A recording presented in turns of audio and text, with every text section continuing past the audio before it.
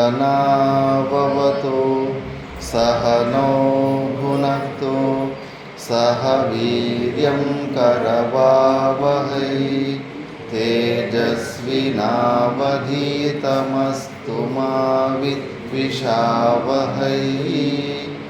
ఓం శాంతి శాంతి శాంతి. మనము అష్టావక్ర గీతలో విచారణ చేస్తుంటే ఇందులో గురువుల ఉపదేశాన్ని పొంది ఆ అనుభూతిని పొందిన జనక మహారాజు తన అనుభవాలన్నీ వ్యక్తం చేస్తున్నాడు. వాగింద్రియాలకు అగోచరమైనప్పటికీ కూడా ఎంతో కొంత దాన్ని లక్షితం చేసుకొని దాన్ని వర్ణన చేసే ప్రయత్నం చేస్తున్నాడు. ఆశ్చర్యపడుతున్నాడు. ఇన్ని రోజులు నేను ఇంత అజ్ఞానంలో ఎలా ఉంటి, నేను అసలు సమస్యనే లేదు కదా, దుఃఖము లేదు, దుఃఖ కారణము లేదు, రెండు కూడా కల్పితమే అని ఒక్కొక్క శ్లోకం చెప్పుకుంటూ తన అనుభవాన్ని చెప్పుకుంటూ వచ్చాడు. పూర్వ శ్లోకంలో ఈ శరీరము, స్వర్గము, నరకము, బంధము, మోక్షము, భయము ఇవన్నీ కూడా అవిచారిత సిద్ధం, విచారము చేసుకోకుండానే సిద్ధమైనవి. విచారము చేస్తే వాటికి అస్తిత్వమే ఉండదు. ఉన్నది ఒక సచ్చిదానంద స్వరూపుడు తప్పితే మిగతాదంతా శేషమయా కల్పితం. సంపూర్ణ జగత్తులో ఎంతవరకు నాకు జ్ఞానం ఉందో, ఎన్ని లోకాల వరకు నాకు జ్ఞానం ఉందో సంపూర్ణంగా నా ద్వారానే కల్పితమైనది అన్న అనుభూతిని పొందాడు. ఇప్పుడు అదే అనుభూతిని ఇంకా కొన్ని శ్లోకాల్లో వ్యక్తం చేస్తాడు. 21వ శ్లోకం. అహో జన సమూహేపి నద్వైతం పశ్యతో మమ అరణ్యమివ సంవృత్తం వరతిం కరవాణ్యహం.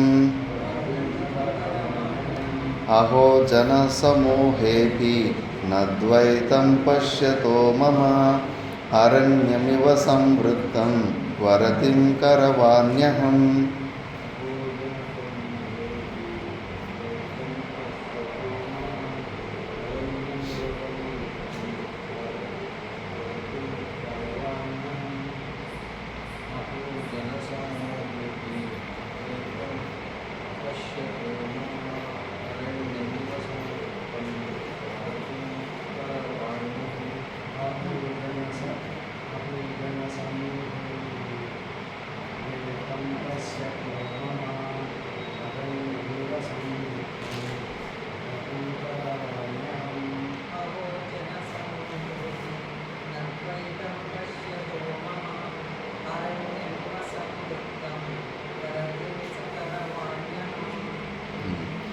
అహో జన సమూహేపి, ఇంతమంది లక్షల కోట్ల మంది ఉన్నప్పటికీ, వాళ్ళ మధ్యలో ఉన్నప్పటికీ కూడా నా ద్వైతం పశ్యతో మమ, నా ద్వారా ఇప్పుడు ద్వైతాన్ని చూడడం అవడం లేదు. ఇంతకు ముందు సీరియస్గా తీసుకున్నాను.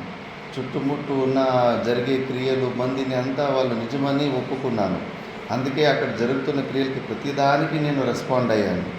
మా గురుగారు అనేవారు, ఆ కుక్క ఉంటుంది, కుక్క పడుకో ఉంటుంది, ఏ చుట్టుముట్టు చిన్న సౌండ్ అయినా దాన్ని యాంటోనలాగా దాని చోలు టక్కని పైన లేచి వేసుకుంటాయి. అన్ని సౌండ్లకు అది అటెండ్ చేస్తూ ఉంటుంది. అదే బాగా గాఢ నిద్రలో ఏదన్నా పశువునో చిన్నపిల్లవాడు పడుకో ఉంటాడు, తాగేసి చెట్టు కింద పడుకో ఉంటాడు, పక్కలో ఎంత కోలాహలం ఉన్నా వాడికి అసలు దాంతో సంబంధం ఉండదు. మనము కూడా ఈ జ్ఞానాన్ని పొందిన తర్వాత ఈ చుట్టుముట్టు ఉన్న మనుషులు కానీ వాళ్ళు చేసే క్రియలు కానీ అస్సలు పట్టించుకోము. వాళ్ళు ఉన్నా కూడా లేనట్టే వాళ్ళ దృష్టిలో, దేంట్లో కూడా ఇన్వాల్వ్ కాము. ఎన్ని వికారాలు, ఎంత విచిత్రమైన ఘటనలు చుట్టూ జరుగుతుంటే కూడా ఏమీ ఆశ్చర్యం అనిపించదు. ఇప్పుడు చూడు, ఇంత జన సమూహంలో ఉన్నప్పటికీ కూడా నేను అసలు ద్వైతాన్ని చూడడం లేదు. ఎంత అరణ్యమివ సంవృతం, అడవి ఉన్నట్టే ఉంది నాకు. అడవిలో ఎట్లుంటుంది, మనం తప్పితే మనల్ని మాట్లాడడానికి ఎవరు ఉండరు. చెట్లు పుట్లు ఉన్నా కూడా ఉన్ని కూడా లేనట్టే, వాటితోటి ఇంకా భయం వేస్తుంది కానీ మనకు లేకుండా సంబంధం లేకుండానే ఉంటాం. అలాగే ఇంతమంది ఉన్నారు. ఇప్పుడు ఈ జ్ఞానం వచ్చిన తర్వాత 1000 మంది ఉన్నప్పటికీ కూడా భార్య పిల్లలు అందరూ ఉన్నప్పుడు కూడా వాళ్ళు ఉండి కూడా లేనట్టే అయిపోయింది నాకు. కాబట్టి అరణ్యమివ సంవృతం క్వారతిం కరవాణ్యహం. ఇలా ఉన్నప్పుడు నాకు ఇంకా ఆసక్తి దేని మీద పుడుతుంది? ఆసక్తి పుట్టడానికి ద్వైతమే కదా కారణం, జీవభావమే కదా. నాకన్నా భిన్నంగా బయట విషయాలు ఉన్నాయని గ్రహించినందుకే కదా ఆసక్తి పుట్టింది. అంతటా నేనే ఉన్నానప్పుడే నేను పొంది ఉన్నాను, నేను ఆల్రెడీ నేనుగానే ఉన్నానని తెలిసిన తర్వాత, అంతటా నేనే ఉన్నాన తర్వాత పొందాలనే కోరిక ఎందుకు వస్తుంది? నేను నా శరీరాన్ని పొందాలని కోరిక వస్తుందా? నేను నా మనసును పొందాలి, బుద్ధిని, ఎందుకంటే అది నేనే అనే భావంతో ఉన్నాను. అక్కడ సకల ప్రపంచము, సకల విషయాలు అవన్నీ నా స్వరూపమే, నా అధిష్టానంలోనే భ్రాంతి రూపంలో కనిపిస్తున్నాయి. కాబట్టి దేని మీద కూడా ఆసక్తి పుట్టదు. నాకు అసలు ఆసక్తి అనేది వెళ్ళిపోయింది అని. మళ్ళీ నెక్స్ట్ శ్లోకంలో నాహం దేహో నమే దేహో జీవో నాహమహం చేత్ అయమేవ హి మే బంధ ఆసీత్యా జీవితే స్పృహ. నాహం దేహో నమే దేహో జీవో నాహమహం చేత్ అయమేవ హి మే బంధ ఆసీత్యా జీవితే స్పృహ.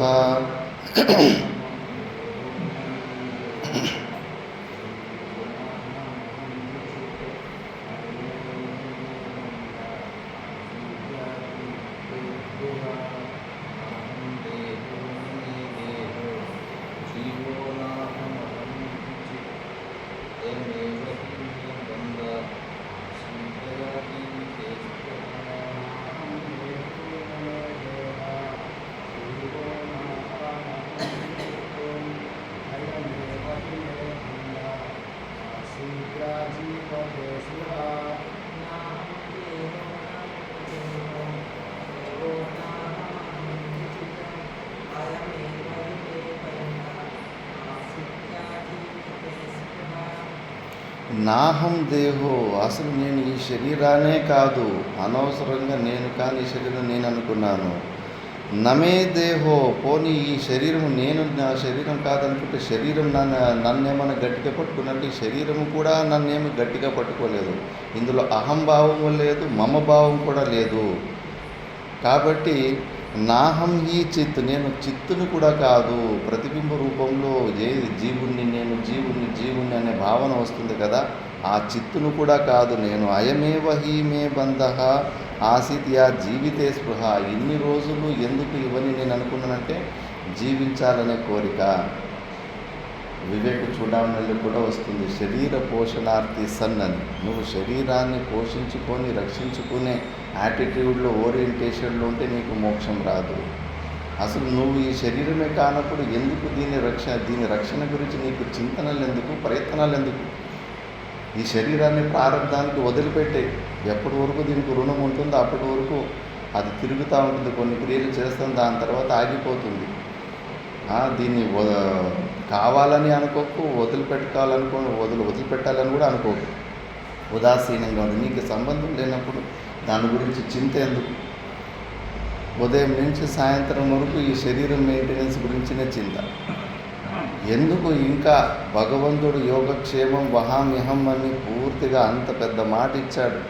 అయినా కూడా మనల్ని మనము రక్షించుకునే కార్యాలని విడిచి ఇటువైపు ఎందుకు రాలేకపోతున్నామంటే ఇంకా ఎక్కడో కొద్దిగా భయం ఉంది.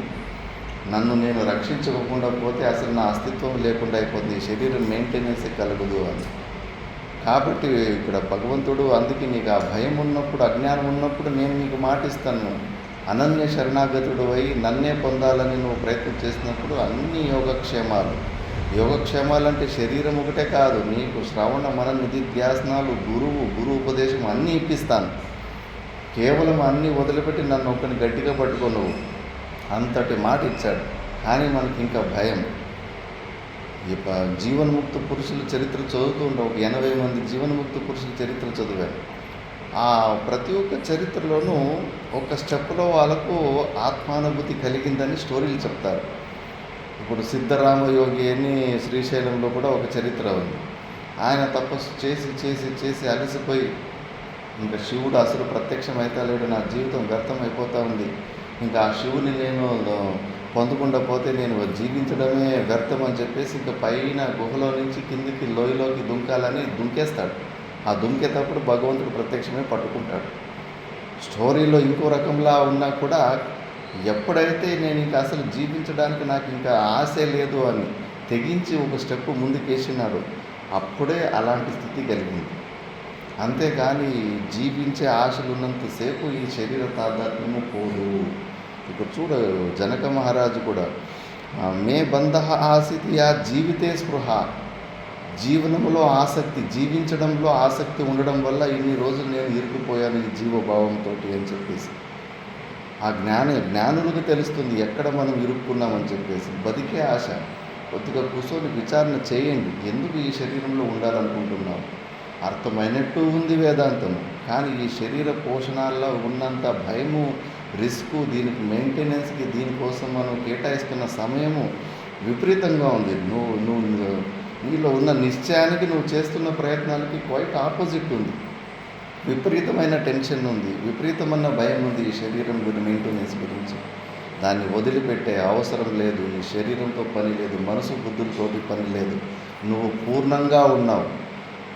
ఈ శరీరముతోటి అంతో ఎంతో అంతిమది ఏదంటే గురువు ఉపదేశం తర్వాత నేను సచ్చిదానంద స్వరూపాన్ని, ఈ శరీరాలకు అతీతంగా ఉన్న సాక్షిని, నిత్య స్వరూపాన్ని, పరమానంద స్వరూపాన్ని అంత తెలుసుకుంటే అంతవరకు ఈ శరీరముకు అవసరం ఉంది. బిల్డింగ్ ఎక్కడానికి నిచ్చెన అవసరము ఉంటుంది. ఆ బిల్డింగ్ ఎక్కిన తర్వాత ఆ నిచ్చెనను కూడా తీసి కిందికి పడేయి. ఆ నిచ్చెన అలా ఉంటే మళ్ళీ దిగాలనిపిస్తూ ఉంటుంది. కాబట్టి ఆ జీవించాలనే కోరికను వదిలిపెట్టే, సావాలనే కోరికను కూడా వదిలిపెట్టే. జీవితము సావు అన్నది రెండు కూడా ఉంటుంది. ఉదాసీనం అయిపోయి నీకు సంబంధం లేకుండా వదిలిపెట్టేసి దాని గురించి అనవసరంగా చర్చలు, చింతలు చేయకు. దానివల్లనే నేను ఇన్ని రోజులు ఈ బంధంలో ఉండను అనుకున్నాను. జీవించే చేష్ట. అహో నెక్స్ట్ శ్లోకంలో అహో భువన కల్లోలైర్ విచిత్రైర్ద్రాక్షముత్థితం మయ్యనంత మహాద్బోధౌ చిత్తవాతే సముద్యతే. అహో భువన కల్లోలైర్ విచిత్రైర్ద్రాక్షముత్థితం మయ్యనంత మహాద్బోధౌ చిత్తవాతే సముద్యతే.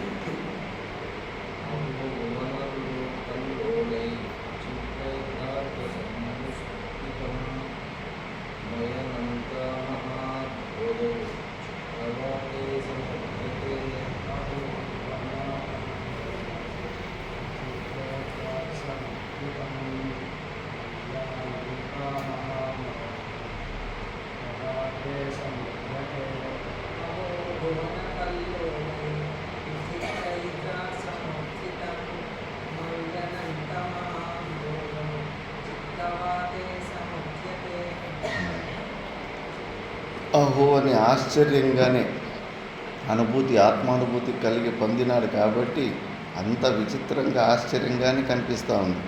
భువన కల్లోలైర్ విచిత్రైర్ ద్రాక్షముత్థితం.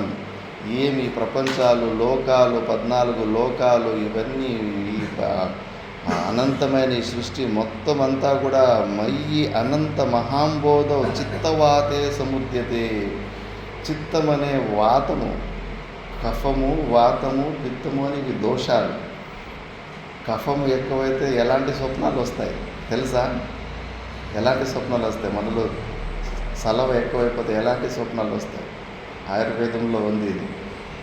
కఫం ఎక్కువైతే కానీ నీళ్ళు, వరదలు కనిపిస్తాయి, సముద్రం కనిపిస్తుంది, నీళ్ళు ఎక్కువ కనిపిస్తూ ఉంటాయి స్వప్నం. పిత్తం ఎక్కువైనప్పుడు ఎలాంటి స్వప్నాలు వస్తాయి? మంటలు, అడవి కాలినట్టుగా, ఇల్లు కాలినట్టుగా మంటలు స్వప్నాలు వస్తూ ఉంటాయి.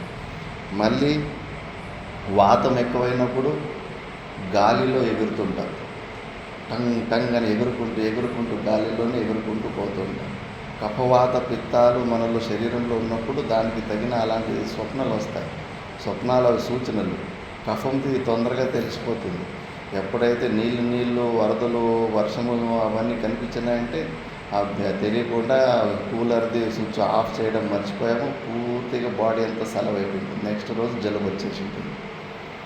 కాబట్టి ఇవన్నీ ఆ కఫవాత పిత్త దోషాల వల్ల అలాంటి స్వప్నాల్లో అంత విచిత్రం భలే ఉంటుంది. గాలిలో ఎగురుకొని పోతూ ఉంటే వాళ్ళకి పెద్ద గొప్ప సిద్ధిని పొందేసినానని భలే హాయిగా ఉంటుంది. అప్పుడు చూస్తే అది అనారోగ్యం ఒక రిజల్ట్, అది స్వప్నంలో అది సంకేతం. అలాగే నేను ఇప్పుడు చిత్తం అనే వాతం ఒక దోషం వల్ల ఈ జీవుడు అనే భావం ఇది ఒక రోగం లాంటిది. ఆ రోగం వల్ల ఈ అనేక లోకాలు స్వప్నంలో ఎట్లా విచిత్రమైన స్వప్నాలు వస్తున్నో, అనారోగ్యం ఉన్నప్పుడు, కపవాత పిత్త దోషాలు ఉన్నప్పుడు, అలాగే ఈ జీవత్వం అనే ఈ రోగం వల్ల ఈ ప్రపంచము నిత్య ఇవన్నీ కనిపిస్తున్నాయి. అనవసరంగా ఇది సత్యం అనుకున్నాను, ఇది జీవభావం అనే రోగం అని తెలియదు అని. అందుకే నెక్స్ట్ శ్లోకంలో చెప్తున్నాడు, మయ్యనంతమహాంబోధౌ చిత్తవాతే ప్రశామ్యతి అభాగ్యా జీవవనిజో జగత్పోతో వినశ్వరః. మయ్యనంతమహాంబోధౌ చిత్తవాతే ప్రశామ్యతి అభాగ్యా జీవవనిజో జగత్పోతో వినశ్వరః.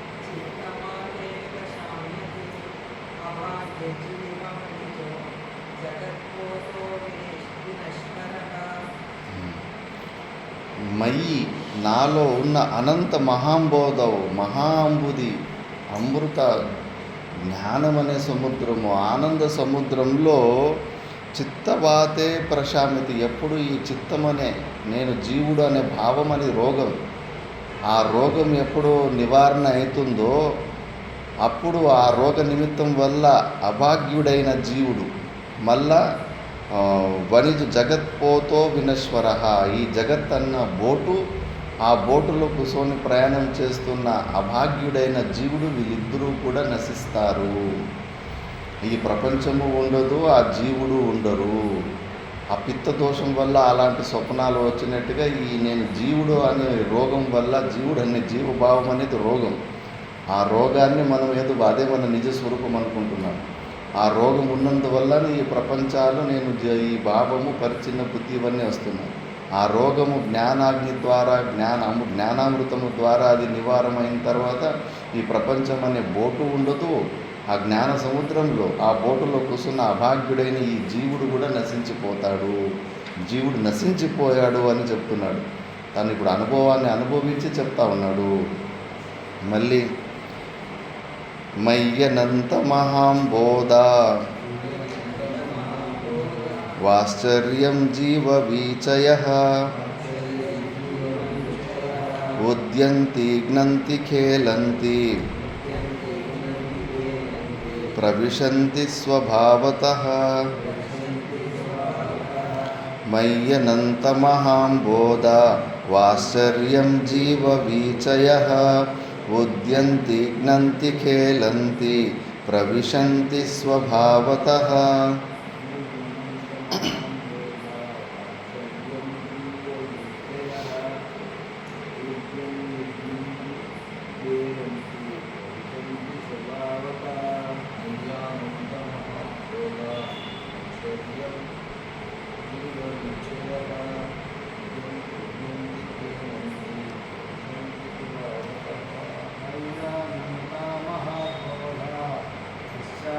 జీవవిచయః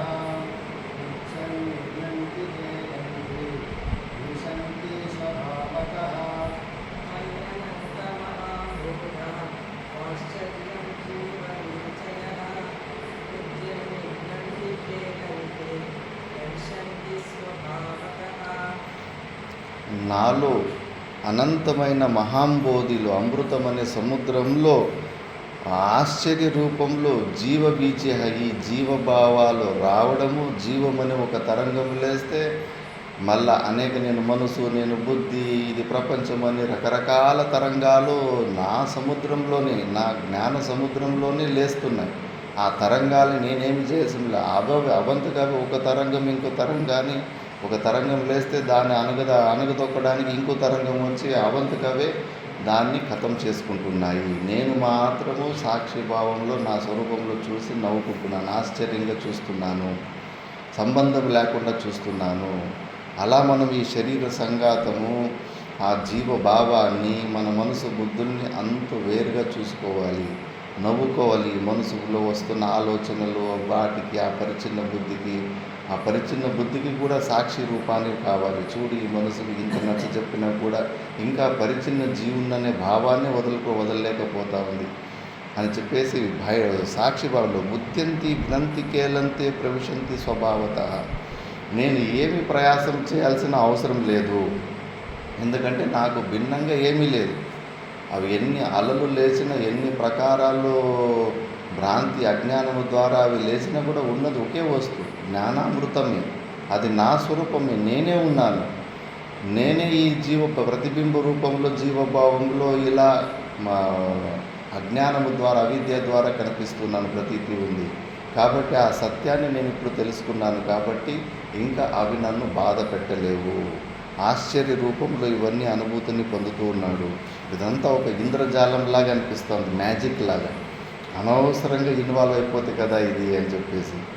ఇప్పుడు పంచదశలో ఒక శ్లోకం ఉంటుంది, ఏ తస్మాత్ కిమివేంద్రజాలమపరం యస్మాత్ పరస్మాత్ పరం రేతశ్చేతతి హస్తమస్తకపద ప్రోద్భూతనానాంకురం పర్యాయేన శిశుత్వయౌవనజరా వేషైరనేకైర్వృతం పశ్యత్యత్తి శృణోతి జిగ్రతి తథా గచ్చత్యథా గచ్చతి. ఇది పెద్ద ఇంద్రజాలము.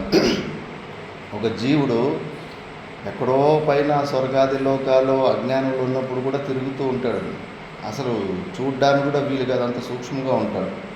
వాడు తండ్రి శరీరంలోకి ప్రవేశించి వీరి రూపంలో ఉండి మళ్ళా తల్లి గర్భంలో పోయిన తర్వాత ఆ తల్లి అన్నము తింటే అన్నముక వికారం వల్ల మళ్ళా బయటికి వచ్చి అన్ని క్రియలు చేసుకొని సంసారం అని ఇది మళ్ళీ పశ్యతి శృణోతి అన్ని క్రియలు చేసి మళ్ళీ ఎక్కడ ఎలాగైతే వచ్చాడో అలాగే వెళ్ళిపోతాడు. మళ్ళీ కొంత సమయం తర్వాత అసలు ఏమీ ఉండదు. ఇప్పుడు మీ ముత్తాతల పేరు చెప్పండి, ఎవరికైనా తెలుసా?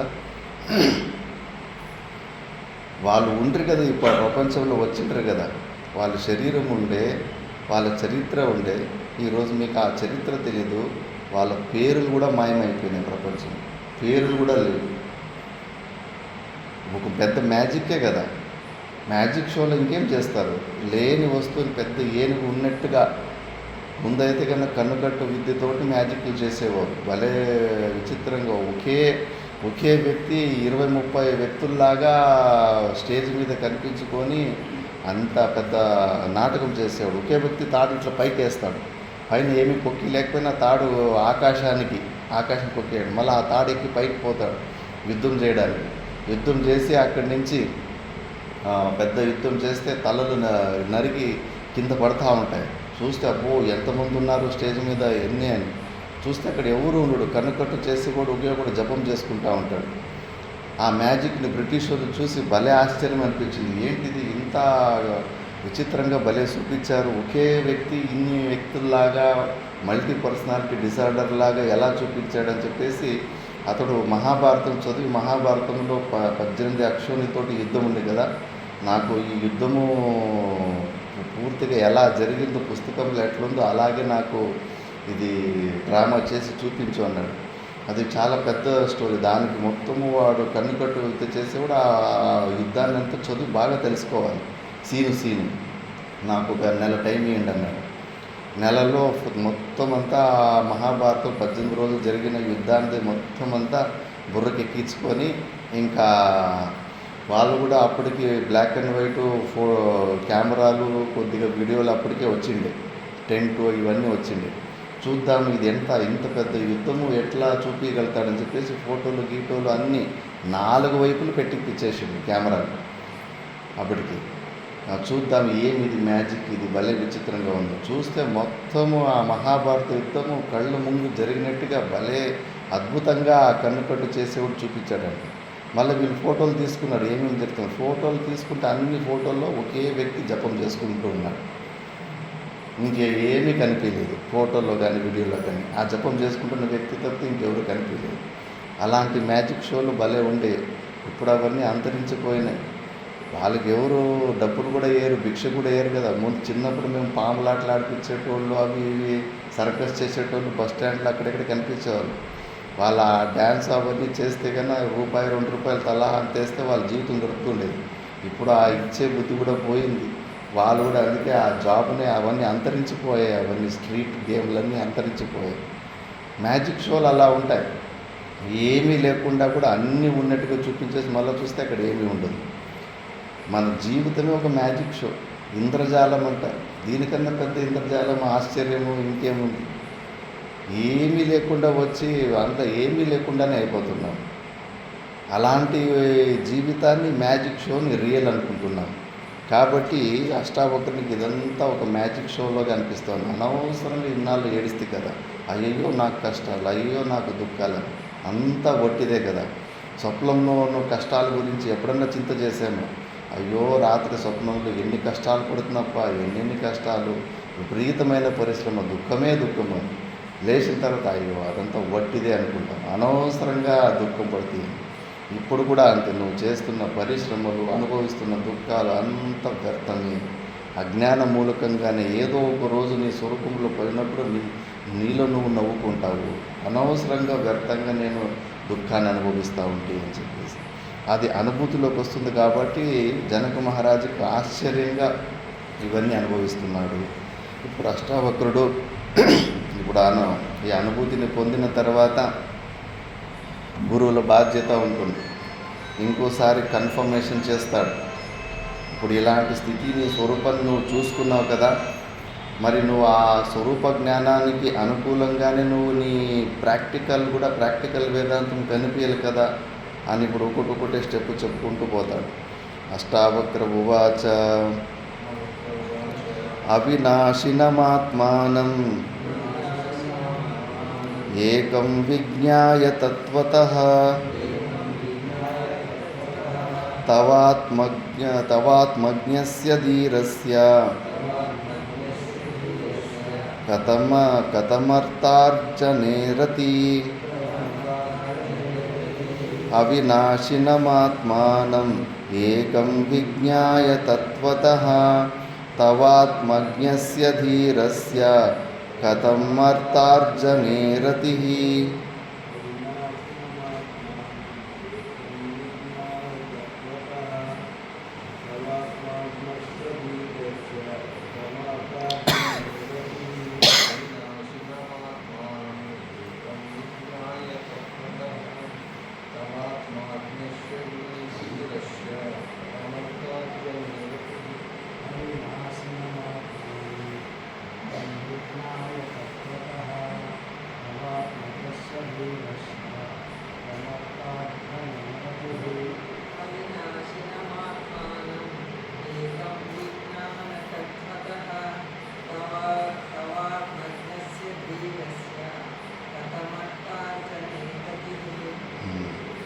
అవినాశనం ఆత్మానం ఏకం విజ్ఞాయ తత్వతః. ఈ అవినాశి అయిన నీ ఆత్మతత్వాన్ని, ఏకరూపంగా ఉన్న అద్వైత తత్వాన్ని మంచిగా తత్వతః నువ్వు తెలుసుకున్న తర్వాత తవాత్మజ్ఞస్య ఆత్మజ్ఞానం కలిగిన నువ్వు ధీరపురుషుడివి. నువ్వు కథం అర్థార్జనే రతి. మళ్ళా నువ్వు అది ఇది మళ్ళా గ్రహించాలి, సంపాదన చేయాలి, అది ఇదని మళ్ళా ఈ మూర్ఖత్వం ఎందుకు ఆలోచించు. నీకు అర్థార్జన చేయాలని కోరిక పుట్టిందంటే ఎక్కడో నీ జ్ఞానంలో తేడా ఉంది. మొన్నే చెప్పాను, మేము చూసిన మహాత్ములు, ఇప్పుడు కూడా మహాత్ములు ఎంత సింపుల్ జీవితం గడుపుతున్నారు. మనము జీవితం బతకడానికి ఎన్ని అవసరం ఉన్నాయనుకుంటున్నాం. భగవంతుడు మాట ఇచ్చినా భగవంతుడి మాట మీద కూడా విశ్వాసం లేదు. విమోచనానంద అని కృష్ణా జిల్లా ఆయన 2 బట్టలు, కింద ఒక గంచా పైన ఒక బట్ట కావాలంతే.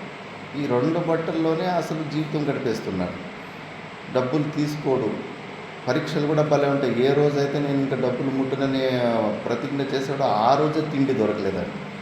రోడ్డు పొడవునా నడుచుకొని వస్తూ ఉంటే కానీ కార్లు 2-3 కార్లు ఆపారంటే డబ్బులు ఈయనకి వస్తారంట. అయ్యో నేను ఈ రోజే ప్రతిజ్ఞ చేశాను, నేను ఇంకా వాళ్ళ దగ్గర తినడానికి తిండి కూడా లేదండి. మళ్ళా ఎవరో అలాంటి ఒక 4వ గాడినో ఏదో గాడినో ఇతడు నిజమైన సాధులాగా ఉన్నాడని ఏదో పండో ఏదో కొనుక్కొని వచ్చి మళ్ళీ రివర్స్ వచ్చి ఇచ్చిపోయాడంట. అంత పరీక్షలు వస్తాయి కానీ దానికి నియమానికి కట్టుబడి ఉండాలి. ఇబ్బందులు కూడా వస్తూ ఉంటాయి ఆ వ్రతానికి. నేను అడిగాను, ఏమి స్వామీజీ ఒక బ్యాగ్ లేదు, జోలి లేదు, పండ్లెట్లు తోముకుంటామంటే ఎక్కడన్నా నది ఎక్కడ నీళ్ళు అనుకూలం ఉన్న చోటే మ్యాక్సిమం రాత్రిపూట్ల నేను ఉండడానికి ప్లాన్ వేస్తుంటాను. మరి అక్కడ నదులో బావులో ఏదో ఉంటే అక్కడ స్నానం చేసేస్తాను. ఏదన్నా చెట్లు ఉంటే కన్నా పుల్లలు తీసుకొని ఉంచుకుంటాను. చెట్లు లేని చోట అయితే కన్నా ఈ పైన గంచా ఉంది కదా, ఆ బట్టతోనే పళ్ళకి కొద్దిగా మట్టి వేసి కొద్దిగా అట్లా ఇట్లా రుద్దితే కన్నా మంచిగా నీట్ అయిపోతాయి. మళ్ళీ శరీరంకి సాబును గీబును ఏమంటే కానీ ఏం అవసరం లేదు. స్నానం చేసి బట్టతోటి తుడుచుకుంటేనే అయిపోతుంది. ఇంకా కొద్దిగా జిడ్డు అనిపిస్తే కొద్దిగా మట్టి నున్నగున్న మట్టితోటి ఒళ్ళంతా కొద్దిగా తుడుచుకొని నదిలో స్నానం చేసి తుడిచేసుకుంటే కొద్దిగా కూడా దుర్గంధం వచ్చేది కాదు. ఇంకా మేము సబ్బులు వేసుకున్న వాళ్ళకి చెమట వాసనలు అవన్నీ వస్తుంటాయి కానీ ఆయనలో మాత్రం కొద్దిగా కూడా దుర్గంధం వచ్చేది కాదు. పళ్ళు కూడా నీట్గానే ఉండే. మళ్ళీ జట నీకు దువ్వుని గివ్వుని ఏం అవసరం, ఇంకా జట పెరిగేసిందే అది. ఇంకా ఎక్కడ ఆశ్రమంలో ఇట్లా నా దగ్గరకు వచ్చి నా దగ్గర వ్యాకరణం నేర్చుకున్నాడు. పెద్దవాడు వయసులో 55 సంవత్సరాలు 60 వయసు. మళ్ళీ పోనీ ఇలాంటి కాదు, మంచిగా చదువుకున్న ఎంటెక్ చదువుకున్నాడు. సింగపూర్లో 5 సంవత్సరాలు పని చేసి ఒక 25 లక్షలు సంపాదన చేసి వాళ్ళ ఊరు కాడనే ఒక 20 ఎకరాల భూమి కొని 10వ క్లాస్ వరకు స్కూల్ కట్టించి 20 సంవత్సరాలు ఫ్రీగా పిల్లలకి విద్యనిచ్చాడు. మళ్ళీ అది తమ్ములకి ఆ ట్రస్ట్ లాగా చేసి మీరే చూసుకుని వదిలిపెట్టేసి పరివ్రాజక జీవనానికి వచ్చాడు. మరి ఆ సింపుల్ 2 గుడ్డ బట్టలతోటి జరిగిపోతూ ఉంది. ఎన్ని కావాలనుకుంటాం. పరిగ్రహణ మా గురుగారు చెప్పారు, పిచ్చోడు పోతుంటాడంట, అక్కడ తెల్ల కవర్ కనిపిస్తే దాన్ని జోబులు వేసుకుంటాడు. ఇంకాకపోతే బ్లూ కలర్ ఒకటి కనిపిస్తుంది, దాన్ని ఏరి లోపల వేసుకుంటాడు. ఇంకొకడ పోతే ఏదో చిప్స్ ప్యాకెట్ కనిపిస్తుంది, తినేసి పారేసాను, దాన్ని లోపలికి వేసుకుంటాడు. ఖాళీ బాటిల్ పడింటే దాన్ని జోల్లోకి వేసుకుంటాడు. ఆ పిచ్చోడు కనిపించిందంతా జోల్లోకి వేసుకున్నట్టు మనం కూడా అంతే. ఇంకా అది కావాలి, ఇది కావాలి, అది కావాలి, మొత్తం ఎనర్జీ సమయం అంతా ఇందులోనే వెళ్ళిపోతూ ఉంది. అలవాటే చెడుది. నువ్వు ఆ ఆత్మజ్ఞానాన్ని పొందిన తర్వాత మళ్ళా నీకు అర్థార్జన ఎందుకు, దానివైపు మనసు పోతుందంటే నీ ఆత్మజ్ఞానంలో ఇంకా ఏదో నువ్వు సరిగ్గా పొందినట్టు అనుకుంటున్నావు అంతే. ప్రాక్టికల్గా నీకు అలాంటి స్థితి కలగాలి, ఏమీ అవసరం లేదు అని అలం వృత్తి వైపు వెళ్ళాలి. నువ్వు ఎనఫ్ ఈజ్ ఎనఫ్ అని చెప్పేసి ఇప్పుడు దాకానే కలెక్ట్ చేసుకున్నది చాలు. ఇంత సింపుల్గా జీవితం గడపవచ్చు మనం. ఎన్ని అవసరాలు అనుకుంటాం. దాని తర్వాత ఇంకా నెక్స్ట్ శ్లోకంలో చెప్తా ఉన్నాడు, ఆత్మజ్ఞానాదహో ప్రీతిర్ విషయభ్రమగోచరే శుక్తేరజ్ఞానతో లోభో యథా రజత విభ్రమే ఆత్మజ్ఞానాదహో ప్రీతిర్ విషయభ్రమగోచరే శక్తేరజ్ఞానతో లోభో యథా రజత విభ్రమే.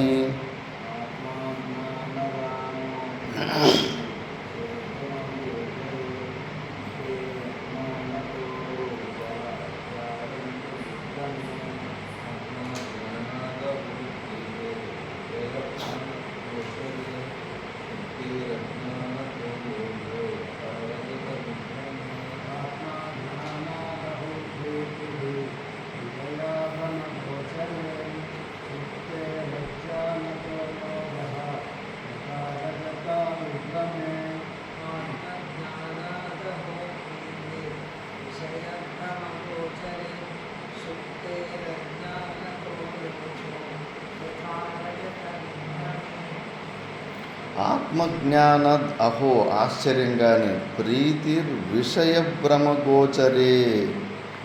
నువ్వు ఆత్మజ్ఞానాన్ని పొందిన తర్వాత ఎలా నీకు విషయాలలో ఆసక్తి వస్తుంది? భలే విచిత్రము, బ్రహ్మసూత్రాల విచారణ వస్తుంది. చేపలు పట్టేటోడు నది ఒడ్డుల్లోనే ఉంటారు. చేపలు పట్టే సముద్రం ఒడ్డులో, నది ఒడ్డులోనే ఉంటారు. రోజు వారు ముత్యం చిప్పుని చూస్తూ ఉంటారు.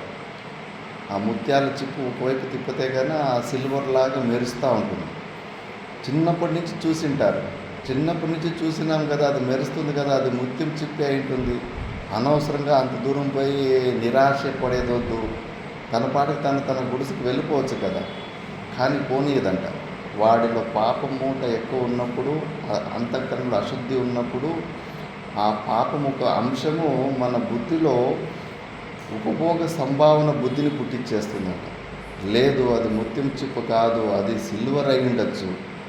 రోజు చిన్నప్పటి నుంచి చూస్తుండొచ్చు. ఆ బీచ్లో ఆటలాడుకోవడానికి వచ్చి ఎవరైనా చిన్న పిల్లదో ఎవరిదైనా కాలు గెజ్జి కింద పడిపోయిందేమో, పోయి దగ్గరికి పోయి చూడు, అది దొరికితే నీకు డబ్బులు వస్తాయి, డబ్బుల వల్ల ఆనందం వస్తుందని ఇలాంటి బుద్ధిని పుట్టిస్తున్నాడు. ఈ ప్రపంచంలో ఉన్న విషయాలలో దాన్ని గ్రహించడానికి ప్రేరణ ఇచ్చే బుద్ధి ఏదైతే ఉందో, మనము చేసుకున్న పాపముఖ ఫలం. ఆ పాపముఖ ఫలము ఆ విషయాలని గట్టిగా పొందాలి, దృఢంగా పొందాలని ఆ బుద్ధిని పుట్టిస్తూ ఉంటుంది. అది మనం గ్రహించలేకపోతున్నాం. దాన్ని తెలివితేటలు అనుకుంటాం, బుద్ధివంతం అనుకుంటాం. మరి బుద్ధ భగవానుడు మహామూర్ఖుడా? పిత్రాజితంగా వచ్చిన రాజ్యం ఏమి భోగాలంటే మహాభోగాలలో ముంచి తేల్చింటారు. బుద్ధ భగవానుడు పుట్టిన వెంబడే వాళ్ళ అమ్మ నాన్నకు జ్యోతిషులు చూసి వీడైతే మహా సన్యాసి యోగి అవుతాడు లేదా మహా సమ్రాట్ అవుతాడు అని చెప్పేస్తారు. ఇంకా ఏ తల్లిదండ్రికి కొడుకు సన్యాసి అవ్వడం అంటే అస్సలు ఒప్పుకోరు. పక్కింటోడైనా పర్వాలేదు కానీ తన కొడుకు మాత్రం కావద్దు. ఇంకా నా కొడుకు సన్యాసి కావడం మాకు ఇష్టం లేదు, వాడు సమ్రాటే కావాలా, అలా కావాలంటే ఏం చేయాలని అడుగుతాడు తండ్రి. అలా కావాలంటే ఈ ప్రపంచంలో ఉన్న లూప్ హోల్స్, వైరాగ్య హేతువులైన కొన్ని ఉంటాయి కదా, అవి ఏమి నీ చిన్న వయసులో పిల్లలకి దగ్గరికి రానికూడదు. బాగా భోగాలలో ముంచేస్తే ఆ భోగాలకు అలవాటైపోతే అప్పుడు తప్పకుండా ఆయన సమ్రాట్ అవుతాడు, సన్యాసి కాడు. విరక్తినిచ్చేలాంటి సీన్లు ఏమైనా ఆయన దగ్గర ఉన్నాయంటే కానీ ఆయనకు వైరాగ్యం వచ్చేస్తుంది అని. ఇంకా వాళ్ళ నాన్న పెద్ద 30 ఫీట్ల కాంపౌండ్ కట్టిస్తాడు. కట్టించేసి ఇంకా కోట లోపలనే మొత్తం అంతా బృందావనంలా కట్టించేసి ఏ విషయభోగాలు ఇంకా ప్రపంచంలో ఉన్నవి లేనివి అన్నీ కూడా విషయభోగాలు, అమ్మాయిలతో పాటు అన్నీ ఇచ్చేసింటాడు. మంచి అందమైన భార్యనిచ్చి పెళ్ళి కూడా చేసింటాడు. ఇంకా తెల్ల ఎంట్రీలు వచ్చిన వాళ్ళు లోపలికి ఎంట్రీనే లేదు రాజకుమారుడు ఉన్న ప్లేస్కి. ఎందుకంటే ఆ వృద్ధావస్థ అనే వికారం తెలిసిపోతే మళ్ళీ వైరాగ్యం వచ్చేస్తుందని అట్లా ఉంటాడు. అట్లా కాపాడుకున్న 30 సంవత్సరాల వయసులోనే భోగాలలో కూడా దాని అభావం తెలిస్తేనే అందులో కిక్ వస్తుంది. తిండిలో ఉన్న తృప్తి ఆకలిగా ఉంటేనే ఆ తిండి రుచిగా అనిపిస్తుంది.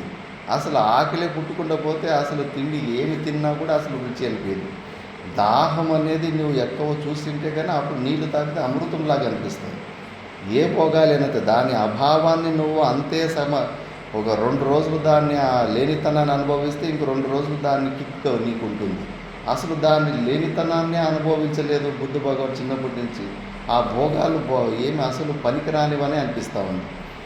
కాబట్టి అతనికి కిక్కే పోయింది. అందుకే లేదు నేను బయటకు పోవాలా, నాకు బోర్ కొడుతుంది అంటాడు. వదిలిపెట్టు, చెప్పకుండా ఒకసారి బయటకు వచ్చేస్తాం. బయటకు వచ్చేసి 4 విషయాలు.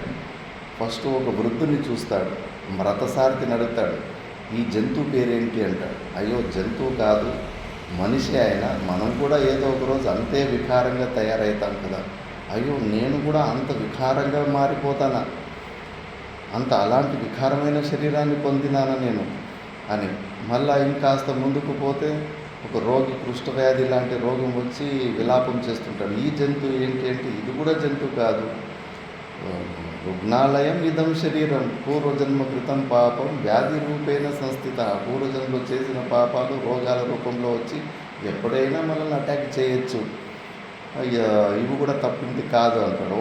నాకు కూడా ఎప్పుడైనా రోగాలు వచ్చే సంభావన ఉంది కానీ ఇంకాస్త ముందుకు పోతే ఒక శవాన్ని తీసుకుపోతుంటారు. ఇదేంటి సంబరం అని? సంబరము కాదు, చచ్చిపోయినాడు. పుట్టినోడు గిట్టక చావక తప్పదు కదా అని. అయ్యో, ఏదో ఒక రోజు నేను చచ్చిపోతానా? నా అస్తిత్వం లేకుండా అయిపోతుందా? అన్ని ప్రయత్నాలు చావడానికేనా? అంతిమంలో చావైనా ఉండేది. ఇందులో ఇంకేమి సుఖము పొందేది? అనంతత అవి ఏమి లేనే లేవు. ఇదంతా టెంపరవరీనేనా అంతా అని చెప్పేసి అప్పుడే వైరాగ్యం వచ్చి ముందు ఇంకాస్త ముందుకెళ్తే ఒక సన్యాసి గుండు కొట్టుకొని ఎర్రబట్టలు వేసుకొని వస్తుంటాడు. ఈయన ఎవరంటే విచిత్రంగా ఉన్నాడు. అబ్బా, ఈయనకు సావే లేదబ్బా, సావు లేదా? ఎట్లా అంటే అప్పుడు మోక్షము, మోక్ష సాధనాలు, జీవన్ముక్తి అవస్థ గురించి తెలుసుకుంటాడు. జీవితంలో 4 విషయాలు తెలుసుకున్నాడు. ఏమి కష్టపడకుండానే తండ్రి నుంచి వచ్చిన కంప్లీట్ ప్రాపర్టీని, ఆ సంపత్తును, ఆ భోగాల్ని ఒక్క షాట్లో వదిలిపెట్టేసి అడవికి వెళ్ళిపోయాడు. వాలంటరీగా ఈ శరీరానికి కష్టమైన క్లేశం కలిగేలాంటి మార్గాల్ని ఎంచుకున్నాడు. మరి మూర్ఖుడు అంటారా, మీరు బుద్ధిమంతుడు అంటారా? ఎందుకు వదిలిపెట్టాడు? ఆలోచన చేయాలి. వాళ్ళ అంతఃకరణ శుద్ధి ఉంది కాబట్టి ఇదంతా పెద్ద ట్రాప్ ఇది. ఇందులో మన పరమార్థము లేదు, ఇది ముంచేస్తుంది. ఇది కాసేపు ఎట్లా ఎరపులుగు వేసి చేపని పట్టుకుంటాము అట్లా ఈ కొద్దిగా సుఖము, వైషయిక ఆనందం మనకి చూపించేసి మొత్తానికి మృత్యు అనేది వల వేసేసి మనల్ని పట్టేస్తుంది. అది ట్రాపు. ఇదంతా అర్థం అనర్థం భావే నిత్యం అని శంకరాచార్య భగవాన్లు అంటారు. ఒక్క సెకండ్ అయినా మనకు అనిపిస్తూ ఉందా? డబ్బులు, ఆస్తులు, ఇవన్నీ సంపత్తు ఇవి మనకు అనర్థాలు క్రియేట్ చేస్తాయని? లేదు.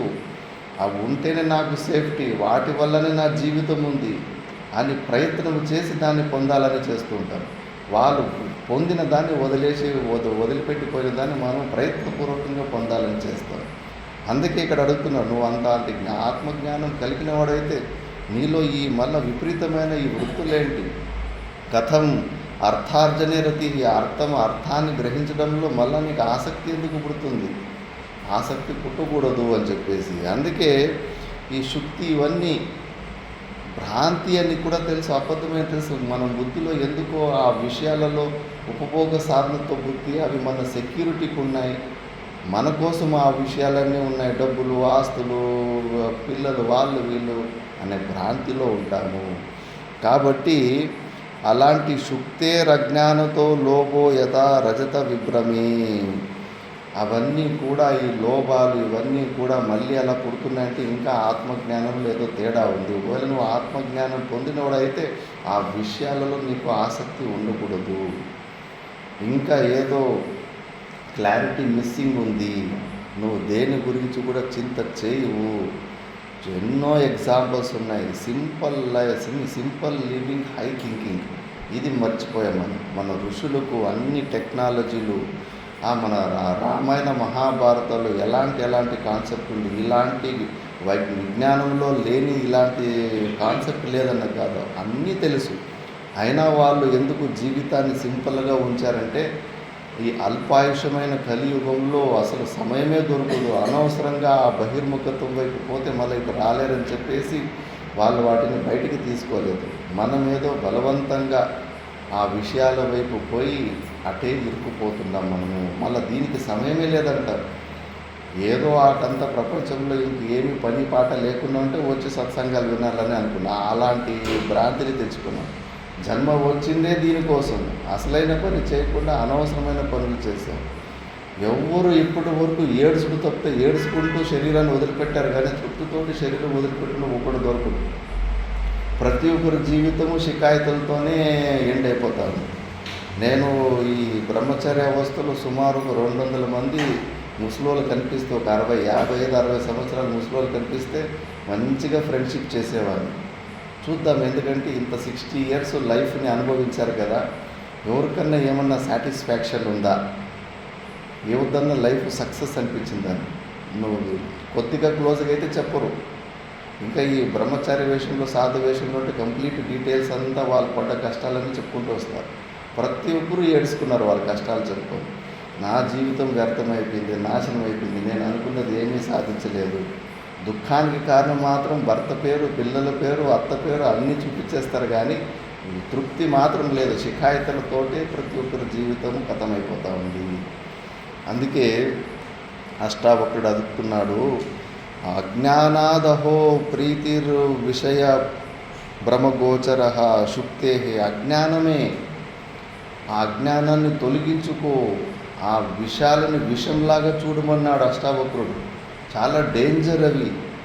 ఎంత ఎంత వాటి నుంచి దూరం ఉండే ప్రయత్నం చేస్తావో అంత సేఫ్టీగా ఉంటావు నువ్వు. ఆ చిన్న పావురం ఒక ఆయనతో కొస్త మాంసం తుండ తీసుకొని పోతా ఉంటే వెనక గద్దలు వెంబడబడతాయి. దానికి అర్థమే కాదు ఎందుకు ఇవి నన్ను సంపనీకి వస్తున్నాయి. నిన్ను సంపనీకి కదా, నువ్వు పట్టుకున్న ఆ మాంసాన్ని కోసం వస్తున్నాయి. ఆయనతో మాంసం ఉండే కింద పడిపోతే కదా, ఆ మాంసం ఉండే కోసం మళ్ళీ ఒకటొకటి ఆ గద్దలు పట్టుకొని సచ్చాయి.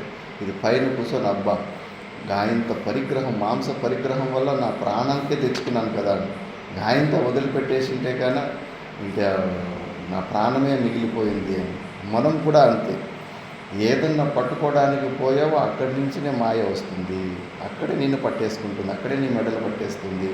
కాబట్టి నీకు అలాంటి విషయాలలో జ్ఞానం కలిగినవాడు అయితే కాన మళ్ళీ నీకు అక్కడ ఉపభోగ సాధనతో బుద్ధి పుట్టకూడదు, వాటిని పొందాలనే ప్రవృత్తి నీలో రాకూడదు. చాలు, ఇప్పటికి పొందినది చాలు. శరీరం ఇచ్చాడు భగవంతుడు, అంతో ఎంతో ఇంద్రియాలు ఈ ఉపదేశం వినేంత అవకాశము ప్లాట్ఫారం ఇచ్చాడు. ఎంతోమంది జీవితాలు అసలు ఇదంతా ఏమంటే తెలియదు, పశువుల్లాగా పుడుతున్నారు. పశువుల కన్నా విపరీతంగా చెమటలు కార్చుకొని విపరీతమైన కష్టాలు పడుతున్నాడు. అసలు ముఖం తెలీదు, తోక తెలీదు, ఒక పశువులాగానే జీవితము ఎండ్ అయిపోతూ ఉంది.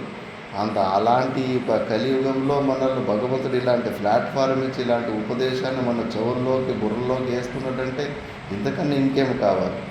ఇంకా నువ్వు ఆ డబ్బులు ఆ ఆస్తులు చేసుకొని ఏం చేయాలనుకుంటున్నావు? ఉన్న దాంట్లో సంతృష్టి పడు. ఏది ప్రారంభంలో ఈ శరీర సంఘాతానికి నువ్వు చేసినావో నువ్వు వద్దనుకున్నా కూడా నీ కాళ్ళ దగ్గర వచ్చి పడుతుంది. దానికి విపరీతమైన ప్రయత్నాలు ఏంటి? కొద్దిగా నిమిత్త కారణంగా ఏదన్నా చేసుకున్న పర్వాలేదు, కానీ విపరీతమైన ఆ గ్రీవియన్స్ కావాలి, పొందాలి అని ఇంటెన్స్ ప్రెషర్ వద్దు. నీదైతే ఎవరు కూడా నీ నుంచి దాన్ని తప్పించలేరు. రిలాక్స్గా ఉండాలి. ఉన్నది మనకి ఏం అవసరం, ఒక్క పూట భోజనంతో అయిపోతుంది, కేల్కతం దుకాణం బంద్ అయిపోతుంది. కాబట్టి నువ్వు ఆ విషయాలలో మళ్ళీ ఇంకోసారి ప్రవృత్తిని పొందకూడదు, జ్ఞానాన్ని పొంది ఉంటే కానా అని చెప్తున్నాడు. నెక్స్ట్, విశ్వం స్ఫురతి యతేంద్రం విశ్వం స్ఫురతి యత్రేదం తరంగా ఇవ సాగరే సోహమస్మీతి విజ్ఞాయ కిం దీన ఇవ ధావసి. విశ్వం స్ఫురతి యత్రేదం తరంగా ఇవ సాగరే సోహమస్మీతి విజ్ఞాయ కిం దీన ఇవ ధావసి.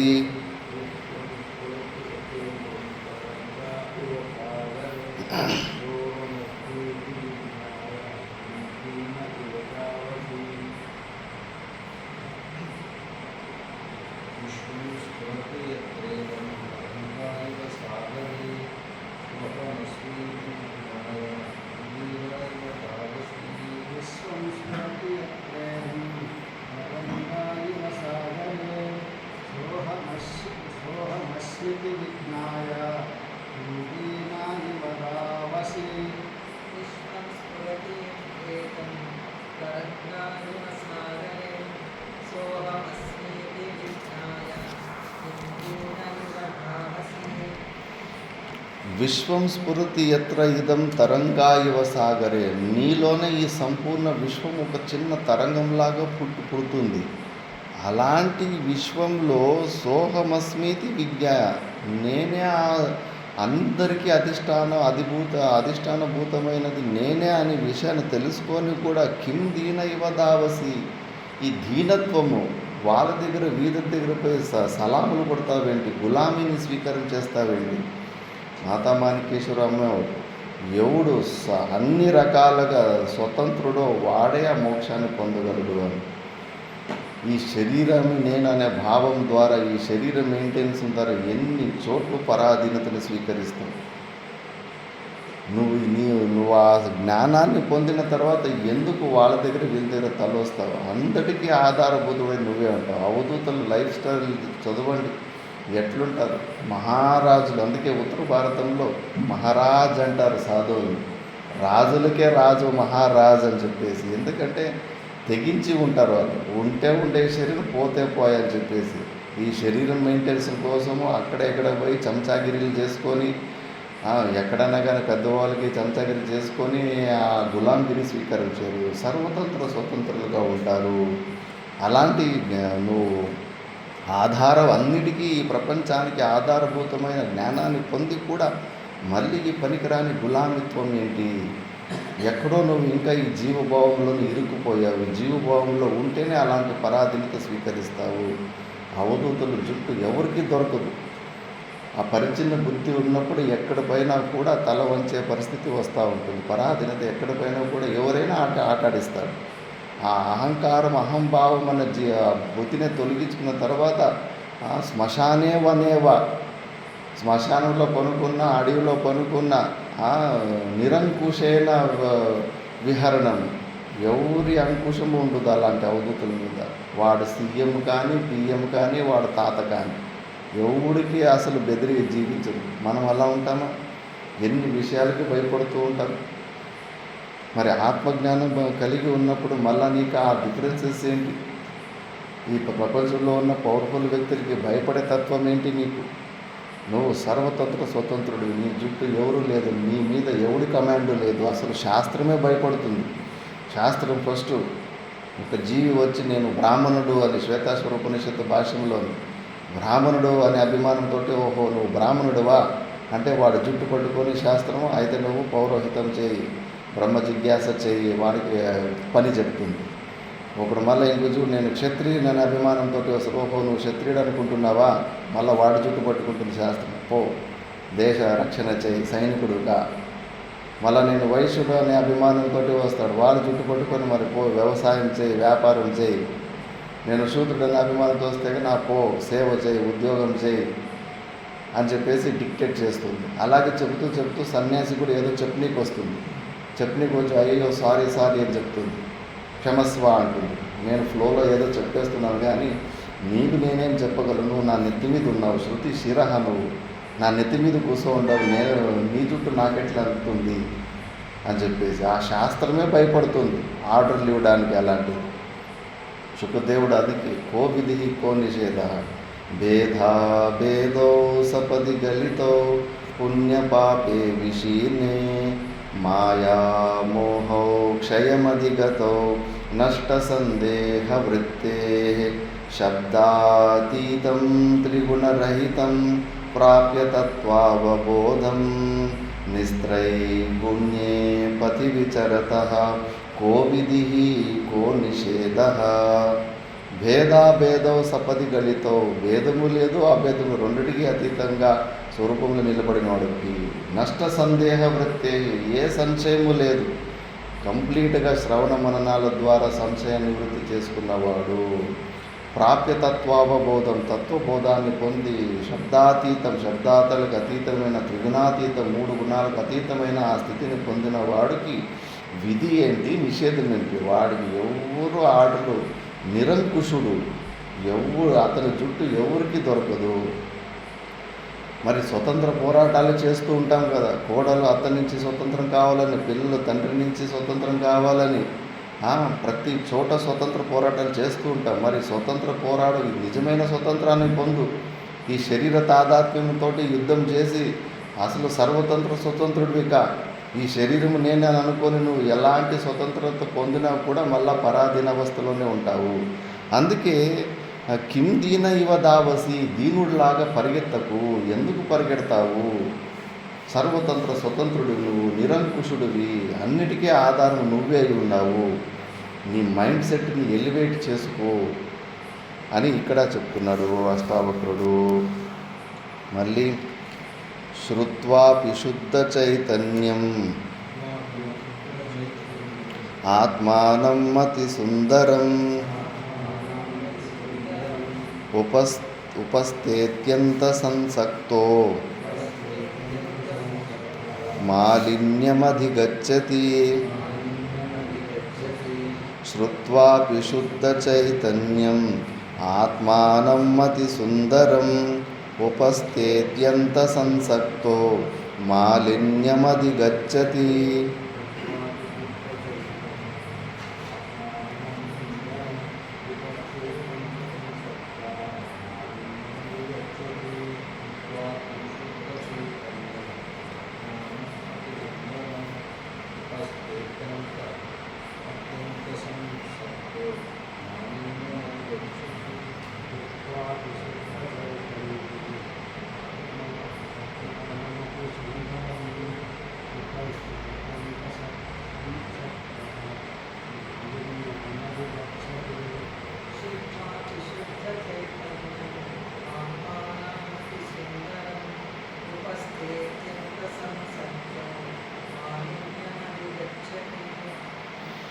శృత్వాపి శుద్ధ చైతన్యం. నీ స్వరూపం గురించి తెలుసుకున్న తర్వాత కూడా ఆత్మానం అతి సుందరం. ఎంత అద్భుతమైన స్థితి అది.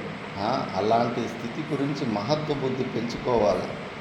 భర్తృహరి మహారాజు తలుసుకుంటా ఉంటాడు, అబ్బా ఎప్పుడప్పా నేను గంగా నది ఒడ్డులో బద్ధ పద్మాసనం వేసుకొని నా స్వరూపంలో మగ్నునయ్యి బండరాయిలాగా అయిపోతాను.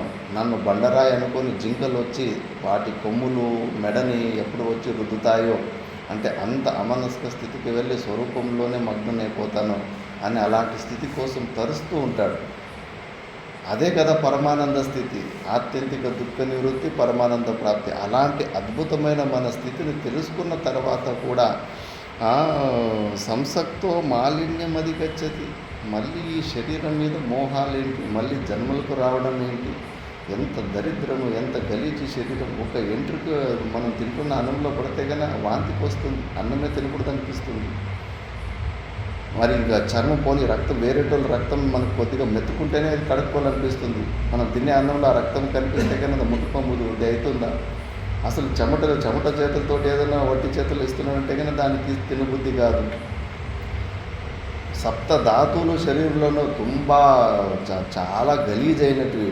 విడివిడిగా దాన్ని ముట్టుకుంటేనే స్నానం చేయాలని శాస్త్రం ఉంది. ఎముకను ముట్టుకున్నా, రక్తం ముట్టుకున్నా, మాంసం ముట్టుకున్నా. మరి అలాంటి శరీరం ఎంత దుర్గంధం, పార్టుల్లో ఎండాకాలం లీక్ అవుతూనే ఉంటుంది. అంతా ప్లంబింగ్ పాయింట్లే శరీరంలో. ఒక్క పాయింట్లో కూడా మంచి అన్ని గలీజే వస్తూ ఉంటాయి. ఇలాంటి గలీజైన శరీరంలో ఉండాలని ఎందుకు అనుకుంటాం?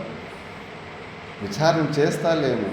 అందుకే శాస్త్రం చెప్తుంది, స్వశరీర అశుచి దుర్గంధేన యహనాభిరజ్యతే కిం అన్యేహి అని. ఎవరికి వాళ్ళ శరీరం మీద వైరాగ్యం కలగకుండా పోతే ఇంక బయట ఉన్న విషయాల్లో ఇంకెక్కడ వస్తుంది వైరాగ్యం? ఇంత దుర్గంధమైన ఈ శరీరం. అక్కడ శ్రీశైలంలో ఒకడు ఊరు వేసుకున్నాడు, చచ్చిపోతే అబ్బా ఎంత దుర్గంధం. నేను కుక్క చచ్చిపోతేనే ఆ దుర్వాసన ఎక్కువ అనుకోండి. కుక్క కన్నా దరిద్రము మనిషి శరీరము దుర్వాసన చాలా ఘోరం. అబ్బా వారం రోజులు వాంతులు వచ్చేసి ఆశ్రమంలో, ఎక్కడో ఒక ఆశ్రమం నుంచి 300 మీటర్ల దూరంలో వాడు ఉరేసుకుంటే అక్కడి నుంచి గాలి వస్తే ఆశ్రమంలో వాంతులు అయిపోయింది అందరూ. అంత దుర్గంధమైన ఈ శరీరం. ఈ శరీరం మీద మోహం పెట్టుకుంటాం, నేను అని చెప్పేసి. కామన్ బాత్రూంలో కొద్దిగా గలీజు ఉంటే కానీ 2 నిమిషాల మూత్ర విసర్జన చేస్తేనే ప్రాణ సంకటం అవుతుంది. అబ్బా తొందరగా చేసి బయటికి వెళ్ళిపోవాలి, ఇదే పిత్త గలీజుగా ఉంది. ఈ శరీరమే అలాంటి బాత్రూమ్ కన్నా వరస్ట్ బాత్రూమ్, గలీజు బాత్రూమ్. ఇలాంటి శరీరంలో ఉండాలి మరి. అందుకే మాలిన్యం సంసక్తో మాలిన్యం అధిగచ్చతి. ఎలా వెళ్తాడు ఈ దుర్గంధమైన శరీరాన్ని మళ్ళా పొందాలని ఎందుకు అనుకుంటాడు? విచారం చేస్తాలేడు, మెకానికల్ జీవితం గడుపుతున్నాడు. కింద అంతే పంది జన్మ దృష్టాంతం చెప్పాను కదా, ఒకసారి కింద లెవెల్కి దిగిపోతే కానీ మనసు అక్కడే అడ్జస్ట్ చేసుకొని అదే హాయిగా అనిపిస్తూ ఉంటుంది. శ్రేష్టమైన ఋషి పంది జన్మ తీసుకొని కూడా శిష్యునికి చెప్తాడు, నాయనా ఒకటి ప్రబల ప్రారంభం ఉంది, నేను పలానా ఇంట్లో పంది జన్మ తీసుకుంటాను, ఇన్ని రోజుల తర్వాత నన్ను చంపే నాకు ప్రారంభం వెళ్ళిపోతుంది అంటాడు. సరే అని శిష్యుడు గురువు చెప్పినట్టుగా కాసుకొని చూస్తాడు, అలాగే పుడతాడు. ఆ చిరండిలో మలమూత్రాలు తింటూ పొరలాడుతూ ఉంటాడు. ఇంకా ఆ రోజు వచ్చినప్పుడు దాన్ని పట్టుకొని చంపనీకి పోతే యోగమాయతోటి పంది శరీరంతో మాట్లాడుతాడు, ఒరే దుర్మార్గుడా ఎందుకు నన్ను చంపుతున్నావు, ఎంత హాయిగా ఉంది రేపు జీవితము, ఈ చరండిలో పొరలాడుతుంటే ఈ మలము చూడరా ఎంత రుచికరంగా ఉంది అని, వద్దురా నన్ను సంపదరా కొన్ని రోజులు వదిలిపెట్టరా, ఇక్కడే భలే హాయిగా ఉంది అన్నాడు. అంటే ఒకసారి కింద దిగజారిపోతే అదే మంచిగా అనిపిస్తూ ఉంది, లేకపోతే ఏం బాగుంది మనిషి జన్మలు. ఒకసారి బ్యాక్కి తిరిగి చూసి సుఖపడ క్షణాలన్నీ, దానికి కష్టపడ పరిశ్రమ ఎంత, ఆ బ్యాలెన్స్ చూడండి. సాసు గింజంత సుఖానికి సముద్రం అంత కష్టం ఉంటుంది. ఏం బాగుంది జీవితం, విచారం లేకుండా ఇందులో ఆసక్తిని పెంచుకుంటూ ఉండడం. అందుకే ఆ జ్ఞానాన్ని పొందిన తర్వాత ఈ మలినమైన శరీరాలని మళ్ళా పొందాలని కోరిక పుట్టకూడదు అని ఇక్కడ అష్టావకుడు చెబుతున్నాడు. మిగతాది మనం ఒక నెక్స్ట్ క్లాస్ని చూద్దాం. ఓం పూర్ణమద పూర్ణమిదం పూర్ణాత్ పూర్ణముదచ్యతే పూర్ణస్య పూర్ణమాదాయ